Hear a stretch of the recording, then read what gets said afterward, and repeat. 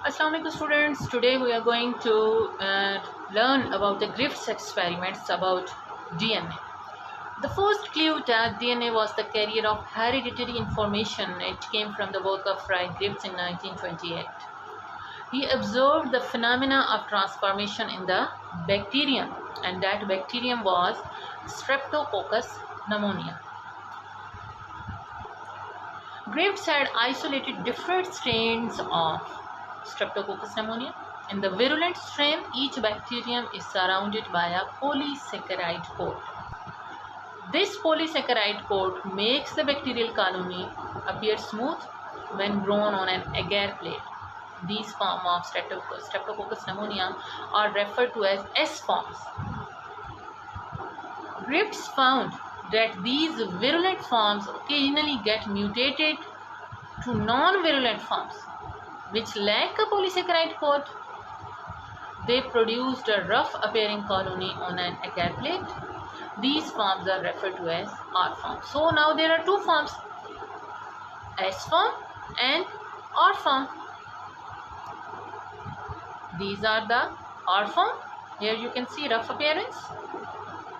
These are look like this. And this is the S form, that is smooth appearance.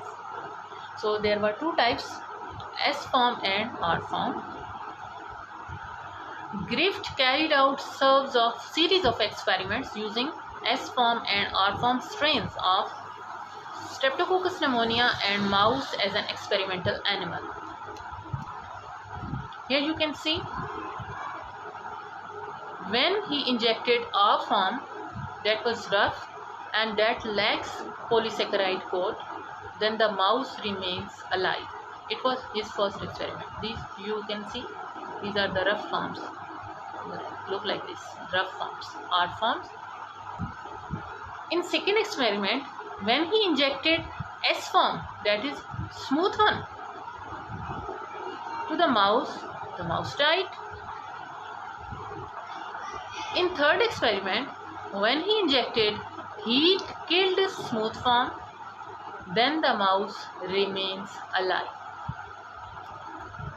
Now in the fourth experiment, when he injected both R type, that was rough type, and heat killed S type, then the mouse dies.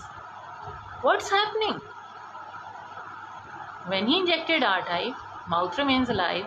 When he injected heat killed S type, mouth remains alive. But when he injected the both R type and heat killed S type, then the mouth dies. What's happening? What's going on?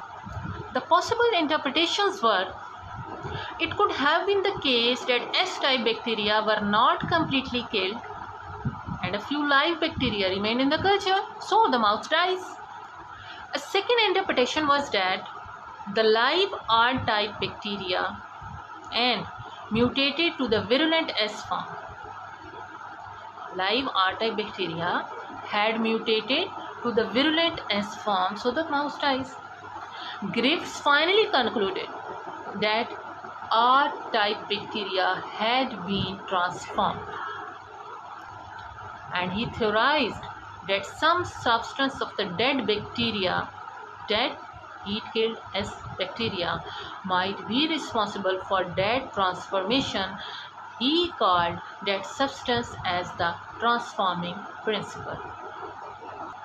So, according to Griffiths, it was DNA that was transforming principle.